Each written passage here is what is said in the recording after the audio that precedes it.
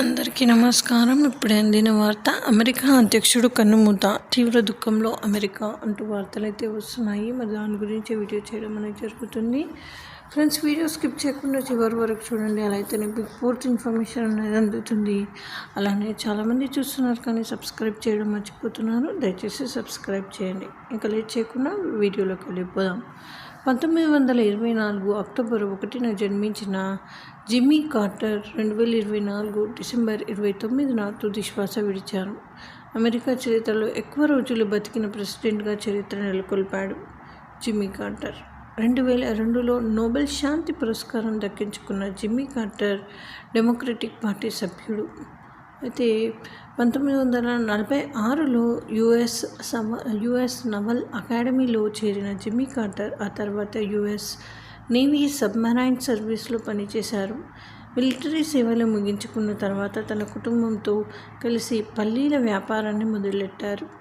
అమెరికాలో పెరిగిపోతున్న జాతీయ అహంకారాన్ని చూసి తట్టుకోలేక రాజకీయాల వైపు అడుగులు వేశారు. 1976లో రిపబ్లిక్ పార్టీ ప్రెసిడెంట్ గెరాల్డ్ ఫోర్డ్పై గెలిచి యుఎస్ ప్రెసిడెంట్గా బాధ్యతలు తీసుకున్నారు జిమ్మీ కార్టర్. జిమ్మీ కార్టర్ భార్య రోసలిన్ స్మిత్ 2023లో 96 ఏళ్ల వయసులో మృతి చెందింది. జిమ్మీ కార్టర్ స్మిత్ దంపతులకు 4 సంతానం.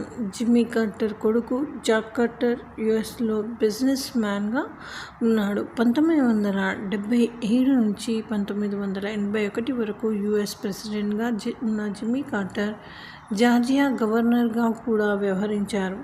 అమెరికా ప్రెసిడెంట్గా ఉన్న సమయంలో జిమ్మీ కార్టర్ మానవ హక్కుల పరిరక్షణతో పాటు పర్యావరణ సంక్షేమం కోసం కృషి చేశారు. 1978లో ఇజ్రాయిల్, ఈజిప్ట్ మధ్య శాంతి ఒప్పందం కుదరడంలో జిమ్మీ కార్టర్ కీలక పాత్ర పోషించారు. అమెరికా మాజీ అధ్యక్షుడు జిమ్మీ కార్టర్ తుది శ్వాస విడిచారు.